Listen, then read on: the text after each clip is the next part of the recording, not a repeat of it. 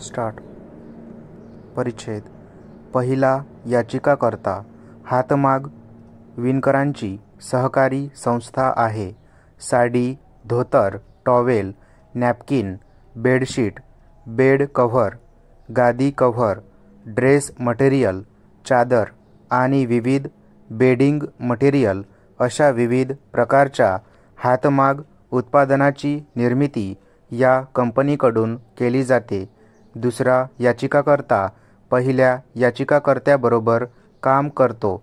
पहिला प्रतिवादी हा मुख्य स्पर्धक आहे. उद्योग, ऊर्जा व कामगार विभागामार्फत हे महाराष्ट्र राज्य आहे. सातवा प्रतिवादी फेडरेशन सोसायटी महाराष्ट्र राज्य हातमाग सहकारी महासंघ लिमिटेड आहे. तो त्याच्या व्यवस्थापकीय संचालकांमार्फत आहे. मध्यस्थ हा संबंधित ई-निविदेतील यशस्वी निविदाकार आहे. इतर प्रतिवादी हे राज्य सरकारचा आदिवासी विभाग आणि उद्योग विभाग आहेत. परिच्छेद. या याचिकेत याचिकाकर्त्याने द्वितीय प्रतिवादी आदिवासी विभागाचे आयुक्त नाशिक यांनी 9 जून 2021 रोजी जारी केलेल्या ई-निविदा नोटीसचा निषेध केला आहे. कार्पेट, बेडशीट, चादर, लोकरीचा ब्लँकेट आणि उशीचे आवरण अशा खरेदी निविदेतील 8 पैकी 5 वस्तूंपुरते हे आव्हान मर्यादित आहे. पहिल्या प्रार्थनेत ई-निविदा नोटीस रद्द करण्याची मागणी करण्यात आली आहे. दुसरी प्रार्थना म्हणजे संबंधित प्रतिवादींना 7व्या प्रतिवादी महासंघाकडून या वस्तू स्वीकारण्याचे आणि खरेदी करण्याचे निर्देश द्यावेत आणि 7व्या प्रतिवादीला याचिकाकर्त्यांकडून पुरवठ्यासाठी आवश्यक वस्तू खरेदी करण्याचे निर्देश द्यावेत. रीट याचिकेतील या 2 प्रमुख प्रार्थना आहेत. परिच्छेद. अगदी विस्तृतपणे नमूद केले आहे की याचिकाकर्त्याचे प्रकरण असे आहे की त्यांना बेकायदेशीरपणे, मनमानीपणे आणि अन्यायकारकपणे ई-निविदा मधून वगळण्यात आले आहे. ई-निविदेद्वारे मागितली जाणारी खरेदी ही याचिकाकर्त्यांसारख्या हातमाग उत्पादकांसाठी राखीव असलेल्या वस्तूंची आहे असा युक्तिवाद करण्यात आला आहे. हातमाग उत्पादकांव्यतिरिक्त इतर व्यक्तींकडून हातमाग उत्पादनासाठी राखून ठेवलेल्या अशा वस्तूंच्या खरेदीला वैधानिक प्रतिबंध आहे. याचिकाकर्त्यांचे विद्वान ज्येष्ठ वकील डॉक्टर सराफ आणि प्रतिस्पर्धी प्रतिवादींचे विद्वान ज्येष्ठ वकील श्री कामदार यांचे म्हणणे विस्ताराने ऐकले आहे. त्यांच्या मदतीने आम्ही रेकॉर्डवरील संबंधित कागदपत्रांचा विचार केला आहे. हातमाग उत्पादनासाठी आरक्षण आहे हे वादग्रस्त नाही. हातमाग अधिनियम 1985 मध्ये असे म्हटले आहे की हातमागाच्या विशेष उत्पादनासाठी आणि त्याच्याशी संबंधित बाबींसाठी काही वस्तू राखीव ठेवणे हा कायदा आहे. या कायद्याच्या कलम 2(ब) मध्ये हातमाग म्हणजे यंत्रमाग वगळता इतर कोणतेही यंत्रमाग अशी व्याख्या करण्यात आली आहे. कारखाना अधिनियम 1948 च्या कलम 2(g) मध्ये परिभाषित केल्याप्रमाणे यंत्रमागाची व्याख्या कलम 2(ड) मध्ये यंत्रमाग म्हणून केली गेली आहे. हातमाग आरक्षण कायद्याचे कलम 3(1) ही सक्षम तरतूद आहे.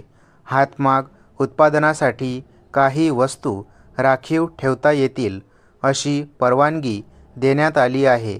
त्याची सुरुवात उद्योग विकास व नियमन अधिनियम 1951 संबंधीच्या अनिर्बंध कलमाने होते.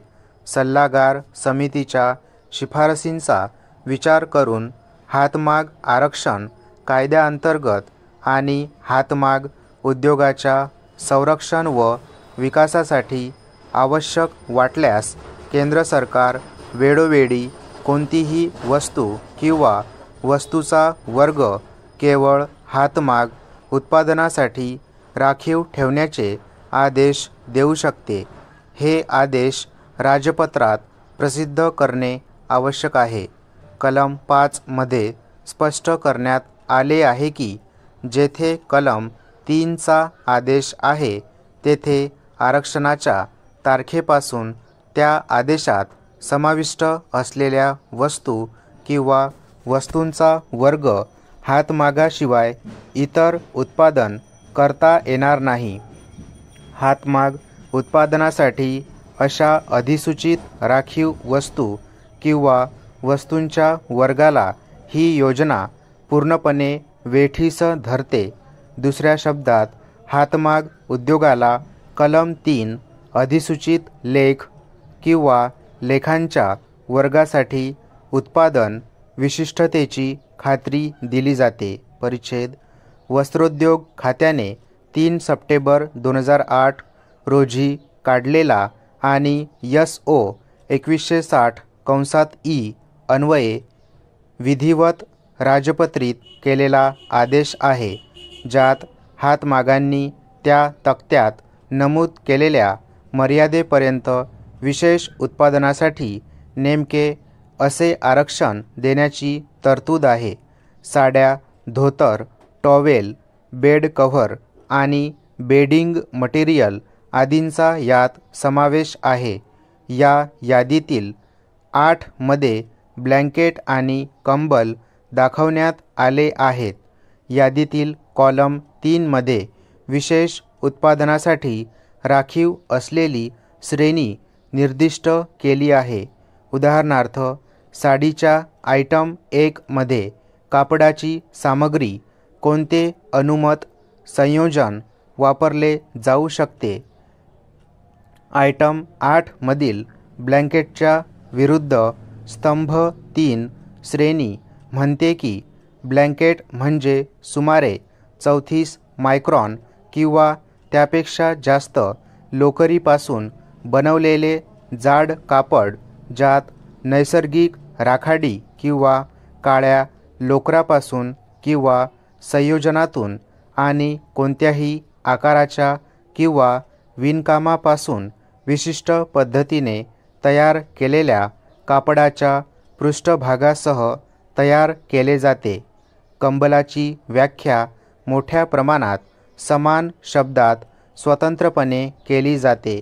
यात निकृष्ट धाग्यापासून बनवलेल्या ब्लँकेट कंबलचा समावेश नाही, म्हणजेच पुन्हा वापरलेल्या किंवा पुनर्वापर केलेल्या लोकर आणि सिंथेटिक ब्रँडपासून बनवलेल्या लोकरी धाग्याचा स्वस्त वर्ग समाविष्ट नाही, असे स्पष्टीकरणात म्हटले आहे. 23 मार्च 2012चा असाच आणखी एक शासन आदेश आहे.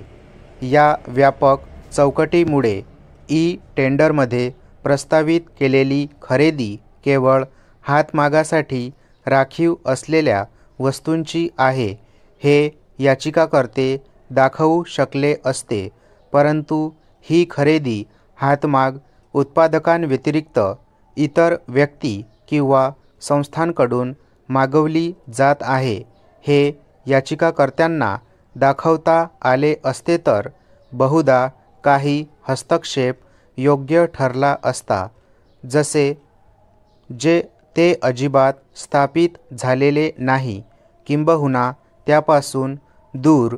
उत्तरदाते इतर आरक्षणामधून म्हणजे सूक्ष्म, लघु आणि मध्यम उद्योग आणि खादीसाठी राखीव असलेल्या वस्तूंची खरेदी असल्याचे निदर्शनास दर्शविण्यासाठी सक्षम आहेत.